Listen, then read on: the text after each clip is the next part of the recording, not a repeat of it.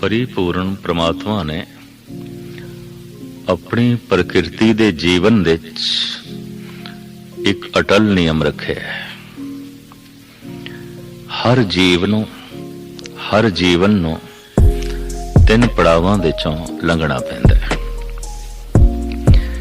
चाहे वो पत्थरां दा जीवन है, चाहे बनस्पति, चाहे वो पशुआं दा जीवन है, चाहे पंछियां दा, चाहे वो मनुखां दा जीवन है। क्योंकि इस प्राकृतिक मंडल विच मनुख जीवन दी शिखर है, जिंदगी दी बुलंदी है। इसनों धरती दा सरदार आख्या है गुरु नानक देव जी महाराज ने। अवर जोन तेरी पनहारी, इस धरती में तेरी सिकदारी। इसनों अशरफुल मखलूकात आखे।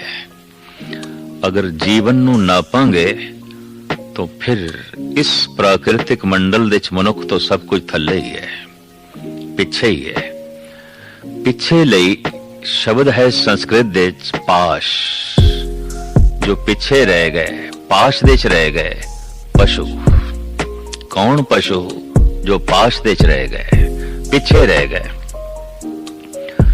तो मनुख तो पिछे है, सारा पशु जगत। और इस पाश जगत विच, इस पशु जगत विच चौपाए जानवर आ जाते ने, पंछी आ जाते ने, वनस्पति आ जाती है, हथा कि कुछ जड़ जीवन पत्थर भी आ जाते हैं। क्योंकि गुरबाणी ने इन्हां नूं भी यौन मने। कई जन्म सैल गिर करया, कई जन्म गर्भ में खिरया। अनंत जन्मां तक, अनंत काल तक ऐ मनुख तू पत्थर भी रहे हैं। तो पत्थर दी जिंदगी भी पौगी है, अचेत सुन। तो जितना इस पृथ्वी दे जीवन है, मनुख तो पिछां दा या मनुख, ये तीन तरह दे पड़ाव तो लंघदा है। और इन्हां तीन पड़ावां नूं नाम दिता गया है बाल अवस्था, फिर जवान अवस्था, फिर वृद्ध अवस्था। चाहे वनस्पति है, चाहे पशु ने, चाहे पक्षी ने, चाहे मनुख ने, इन्हां ते झात मारांगे दिस पैणगे कुछ ऐसे जो बिरध ने। तर्जे जिंदगी दसेगी बिरध ने, तर्जे जिंदगी दस देगी युवक ने, जवान ने। आकार विचार ही दस देंगे बच्चा है, बालक है। ये बचपना, जवानी, बुढ़ेपा सिर्फ मनुखी तलते ही नहीं, पंछियां दे च भी ने, पशुआं दे च भी ने, पक्षियां दे च भी ने, और पत्थरां दे च भी ने। ऐसे पहाड़ ने बुढ़े हो गए, जैसे सतपुड़े नूं कहंदे ने बिरध हो गए। ऐसे भी पहाड़ ने जो जवान ने, जैसे कि हिमालय। पर ऐसे भी टीले अजे खड़े ने, उसर रहे ने, उच्चे हो रहे ने, जिन्हां नूं कह के देख के ये आखना पैंदा है ये ते बच्चे ने। कुछ अजे प्रकृति दे गर्भ दे च भी ने, उभरनगे, समा लगेगा। लेकिन गल ते अशरफुल मखलूकात मनुख दी है, जो धरती दा सरदार है। गल ते इस दी करनी, यही एक जीव है जो एक तरह की जिंदगी नहीं जीवदा, कई तरह का जीवन जीवदा है। इसका समाजिक जीवन है, इसका कुछ राजनैतिक जीवन है, इसका कुछ अध्यात्मिक जीवन है। पूर्ण पुरख उसनों कहंदे ने जो समाजिक तल ते पूरा है, राजनैतिक तल ते पूरा है, धार्मिक तल ते पूरा है। बड़ा सोहना शब्द है गुरबाणी दा, पूर्ण पुरख, मुकम्मल इंसान, पूरन पुरख। वो पूरा है जिसदा समाजिक जीवन पूरा है। वो पूरा है जिसदी राजनैतिक सोचनी पूरी है। वो पूरन है जो धार्मिक तल ते पूरा है। ये असी किस तरह नापांगे कि इन्हां जिंदगी दे च भी, इस तरह की जिंदगी दे च भी समाज, राजनीति ते धर्म दे च भी बचपना है, जवानी है, वृद्धावस्था है, बुजुर्गी है। शरीरक बचपना अखां नाल देखिया जांदा है। समाजिक बचपना देखना है तो दिमाग नाल देखना पएगा, अंदर दी अख नाल देखना पएगा। शरीरक जवानी देखनी है, अखां नाल दिखाई दे जाती है, जवान है। पर किसी दा राजनैतिक तल ते बालग होना देखना है तो फिर अंदर दी अख चाहिए, अंदर दी सूझ चाहिए। कोई धार्मिक तल ते पूरा है, इते वेखण वास्ते पूरी अख चाहिए अंदर दी। पर कोई शरीरक तल ते बुजुर्ग है, पूरा है, बुढ़ा हो गया है, इते अखां दा विषय है। अखां ही दस देंदियां ने ये बुढ़ा है, लेकिन अख ये नहीं दस सकती ये धार्मिक तल ते किथे खड़ा है। अख ये भी नहीं दस सकती इस समाजिक तल ते किथे खड़ा है। अखां ये भी दसण दे असमर्थ ने कि ये राजनैतिक तल ते किथे खड़ा है। इत्थे अंदर दी अग खोलनी पेगी। पर अक्सर एक बदकिस्मती रहिंदी है, अंदर दी अग अक्सर मनुखां दी बंद ही रहिंदी है। बाहर दी अखां ये दो ने, अंदर दी अख वो एक है। और वो मनुख दे अंतिश करन नूं वेख सकदी है। वो प्रकृति दे अंदर झाती मार सकदी है। वो अख बहुत गहरा वेख सकदी है। ये अखां इतनियां गहराई तक नहीं जा सकदियां। पर देखण दे चाहुंदा है एक दिन ये दो अखां भी हमेशा लई बंद हो गईयां। वो अख खुली ना। दोहे दीवे बलंदियां मलक बैठा आए, गढ़ लीता घट लुटिया, दीवड़े गया बुझाए। बाबा फरीद कहंदे ने, आया एक दिन मौत दा मलक, अपने नाल ऐसा तूफान ले आया, दो अखियां दे दीवे बुझा गया। मैं ते कोशिश करदा रहा अंदर दे दीवे च तेल पाण दी, वट लभण दी, जलाण दी कोशिश करदा रहा। वो ते जल ना सकया, ये दो बुझ गए। जीवन अंधकारमय हो गया। जीवन मस्या दी रात बन के रह गया, जबकि जिंदगी मिली सी नूर होण लई, प्रकाश होण लई, चानण होण लई। इते अंधकार बन के रह गई। ओ जद तीसरी अख खुल जाए तो ऐसे पुरुष नूं कह दिता जांदा है त्रै नैनं, तीन नेत्रां वाला। त्रिलोचन, लोचन अखां नूं कहंदे ने। त्रिलोचन, इहदे कोल तीन नेत्र ने, इहदे कोल तीन अखां ने। अक्सर हर मनुख नूं असीं कह सकदे हां दोए लोचन, दोए लोचन। त्रिलोचन जो हो गया उते संत है, उते भगत है, उते धार्मिक तल ते बुजुर्ग है। त्रिलोचन। धन गुरु गोबिंद सिंह जी महाराज 24 अवतारां दी कथा दे शिव जी नूं कहंदे ने त्रिनयनं, बरी पुत्र का ताहे को प्यो त्रिनयनं। ये तीन नेत्रां वाला। कहंदे ने ये दो अखां खुलियां संसार दा असली रूप दिखाई देंदा है। किसे किसे नूं दिखाई देंदा है, अजे बच्चे नूं नहीं दिखाई देंदा। नवे बच्चे जन्मे नूं ते मां भी नहीं दिखाई देंदी, उन्हें कोई पता नहीं मां है। सामने प्यो खड़ा है, उसनू कोई बोध नहीं है मेरा पिता है। सामने बहन खड़ी है, इसनू कोई ज्ञान नहीं है मेरी बहन है, ये मेरा भरा है। अजे अखां इसदियां दो खुलणगियां, सहजे सहजे खुलणगियां, सहजे सहजे संसार दी असलियत प्रगट होवेगी। पर जिस दिन तीसरा नेत्र खुलदा है, संसार भस्म हो जाता है, निरंकार प्रगट हो जाता है। ये एक मिथ है कि शिव जी जद अपना तीसरा नेत्र खोलदा सी, जो कुछ सामने सी भस्म हो जाता सी।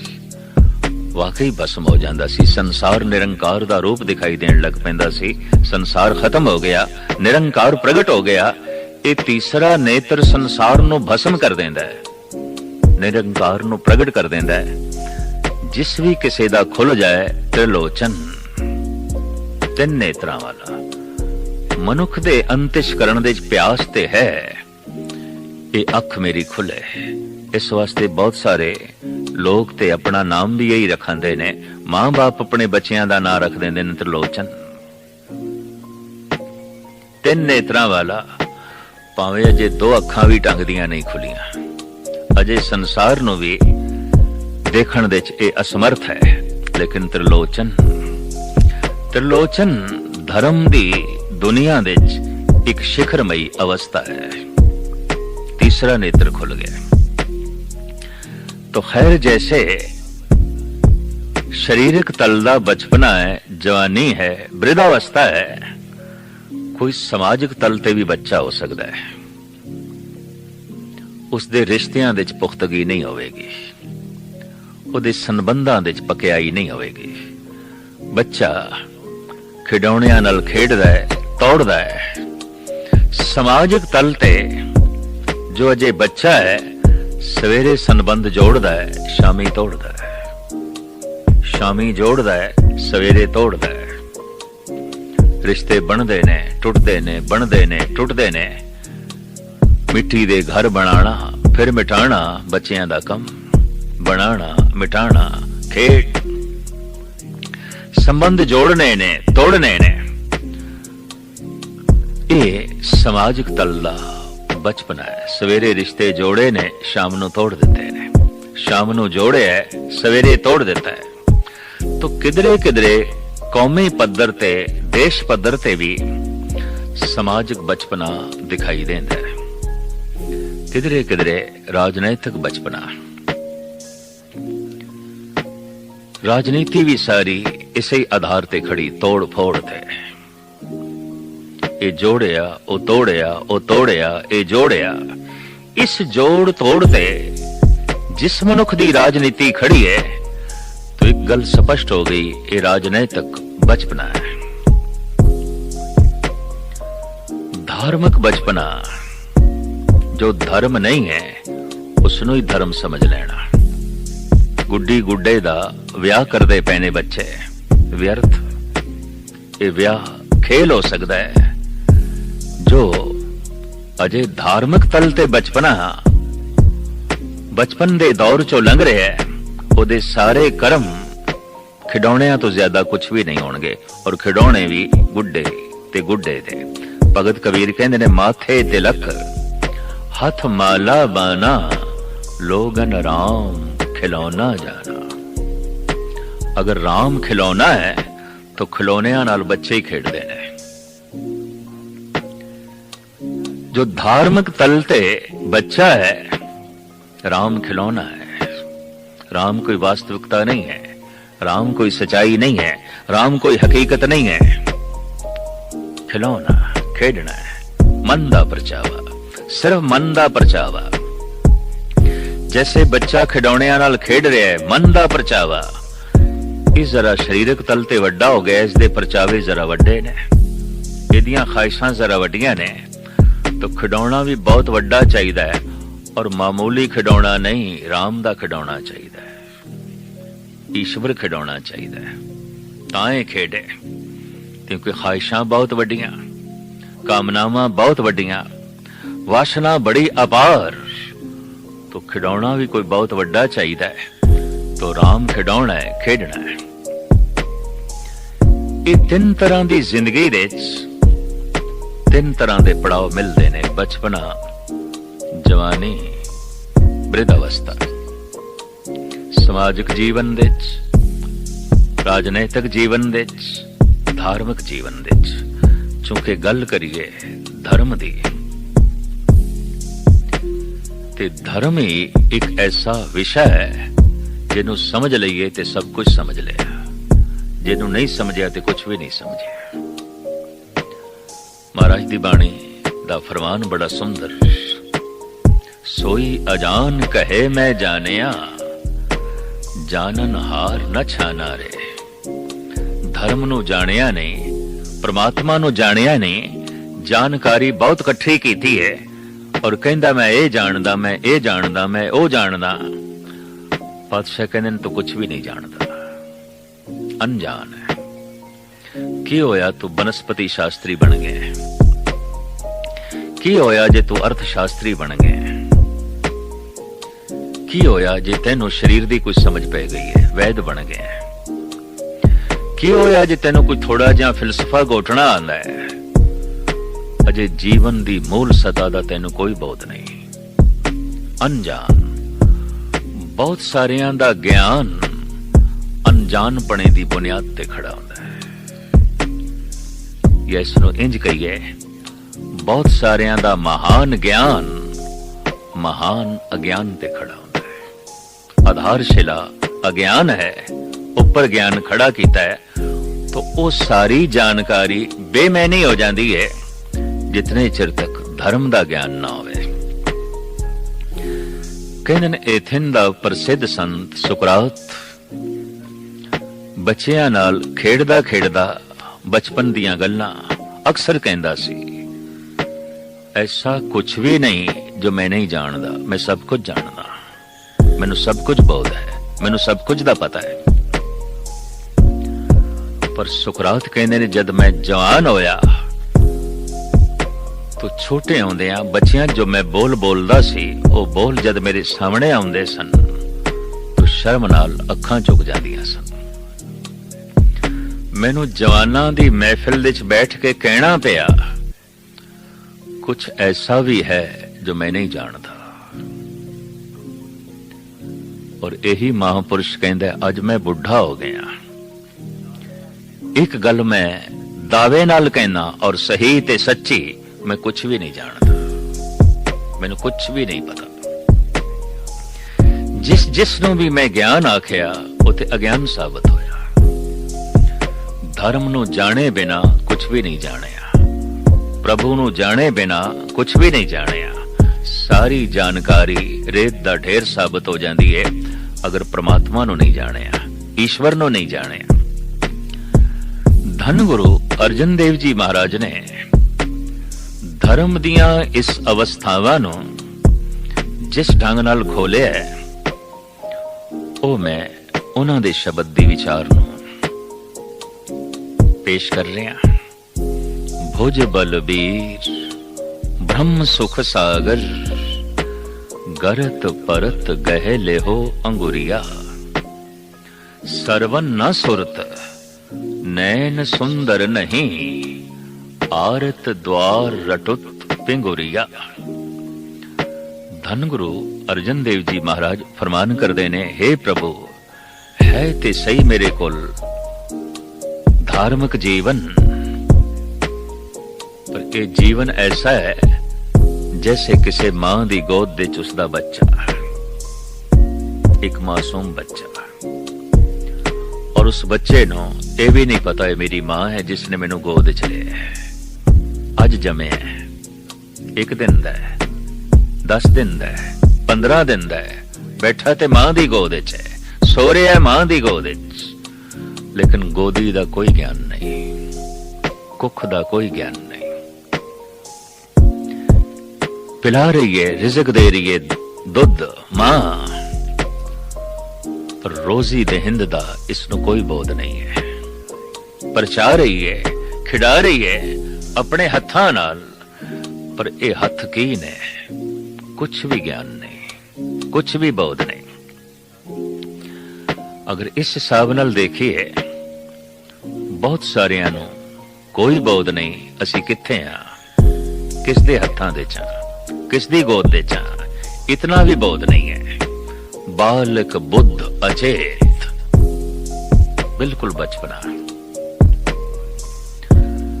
धन गुरु अर्जन देव जी महाराज फरमान करते ने, हे प्रभु धर्म दी दुनिया च मेरा जन्म ते हो गया है, पर जन्म ऐसा जैसे बच्चा मां दी गोद च है। कुछ भी बोध नहीं, मुंह दे जबान है, बोल नहीं सकता। हाथ हैगे ने, कुछ भी नहीं कर सकता। पैर हैगे ने, चल नहीं सकता। दिमाग है, सोच नहीं सकता। कन हैगे ने, नहीं सुन सकता। इस बच्चे ਨੂੰ कुछ भी नहीं पता सामने जो गुफ्तगू हो रही है की है, दो बंदे जो कुछ बोल रहे ने की है, माता पिता जो कुछ बोल रहे ने की है, इन्हें कुछ भी नहीं सुनाई दे रहा, इन्हें कुछ भी नहीं दिखाई दे रहा। जन्म होया तो बहुत सारियां दा धार्मिक दुनिया दे जन्म ते हो जांदा है। जन्म हो गया है, ये असीं किस तरह वेखांगे? मंदिर जाण लग पे, गुरुद्वारे जाण लग पे, पूजा पाठ करन लग पे, बाणी पढ़न लग पे, कथा कीर्तन सुनन लग पे, अमृत वेले उठन लग पे, कर्म कांड दे प्रवृत्त हो गए। लेकिन इस सब कुछ की है, कुछ भी बोध नहीं, कुछ भी पता नहीं। ये इस तरह हो रहा है जैसे गोद दे बच्चा है, दुध पी रहा है, खिडाया जा रहा है हत्थां दे, सुलाया जा रहा है गोद दे, पर उसकी अवस्था च सब कुछ अचेतमई चल रहा है। दुध पीना भी अचेतमई चल रहा है, हत्थां दे खेडना भी अचेतमई चल रहा है। धार्मिक कर्म सारे दे सारे अचेत ते खड़े ने, सुचेत नहीं है, सावधान नहीं है। तो धन गुरु अर्जन देव जी महाराज फरमान करते हैं, हे प्रभु जन्म हो जाना ही काफी नहीं, जीवन भी तो मिलना चाहिए है। बच्चे का जन्म हो गया है, इसको कोई समाजिक जीवन नहीं। बच्चे का जन्म हो गया है, इहदे कोल कोई राजनैतिक जीवन नहीं। बच्चे का जन्म हो गया है, इहदे कोल कोई धार्मिक जीवन नहीं, कुछ भी नहीं है। जन्म होया है, लेकिन जिसनों कहंदे ने जिंदगी ये नहीं है, जिसनों कहंदे ने जीवन ये नहीं है। ये ते अजे विकसित होवेगा, अजे समा होवे लगेगा, लेकिन ऐसा देखण दे च आया है विकास हो जाता है समाजिक जीवन का। रिश्तियां दी समझ आ जाती है, ये मेरी मां है, ये मेरा पिता है, ये मेरी बहन है, ये मेरा भरा है। अखां खुलदियां जा रही ने, समाजिक तल ते प्रौढ़ होंदा जा रहा है, जवान होंदा जा रहा है, रिश्तियां दी सोच समझ वधदी जा रही है। ये मेरा मित्र है, ये मेरी पत्नी है, ये मेरा पड़ोसी है, लेकिन ये मेरा परमात्मा है। धार्मिक तौर ते अजे भी अनजान रह जाता है, अजे भी मासूम रह जाता है, अजे भी जो है बच्चा रह जाता है।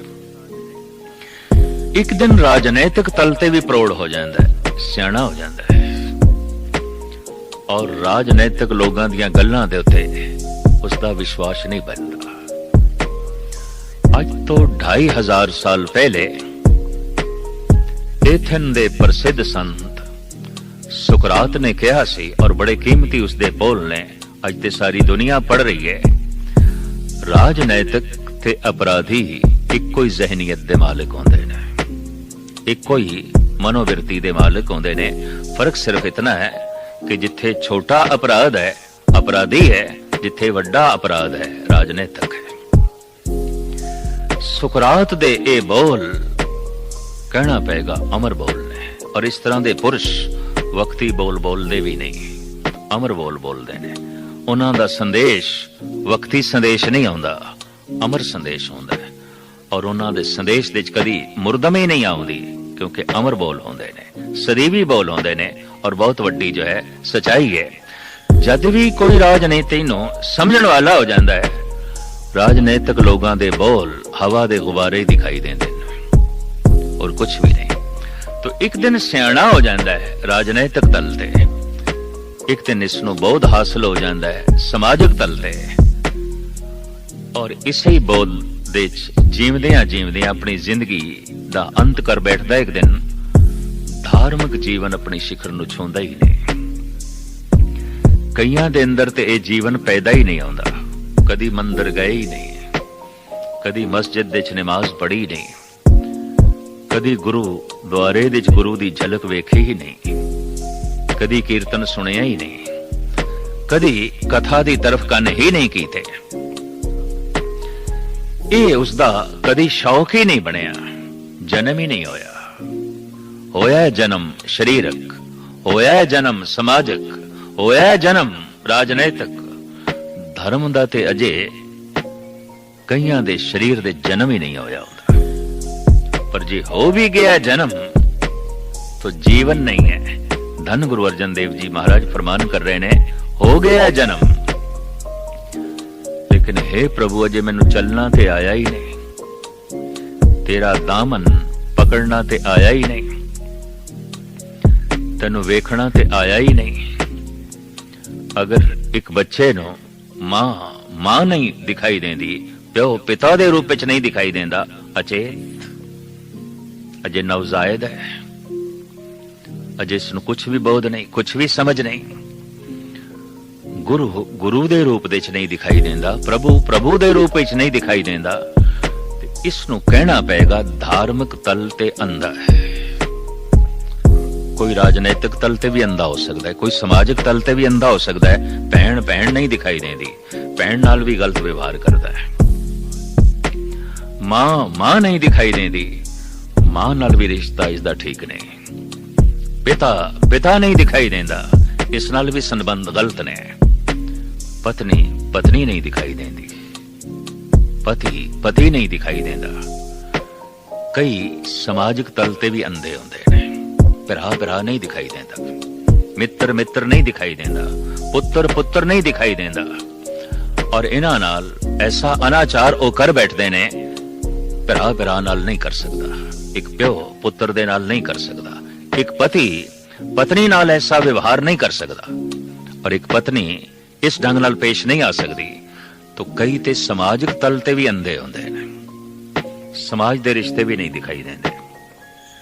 कई राजनैतिक तल ते अंधे होंदे ने, लेकिन बहुते अंधे धार्मिक जगत दे च मिलणगे। इस वास्ते गुरु नानक ने ते ऐलानिया कह दिता, अंधे ए ना आखियन जिन मुख लोयण नाए, अंधे से ही नानका जो खसमों को थे जाए। धार्मिक दुनिया दे सारे ही सूरदास बने हुए ने, अखां बंद, खुलियां ही नहीं, न प्रभु दी झलक न गुरु दी झलक, अजे धार्मिक तल दा जीवन प्रगट ही नहीं होया।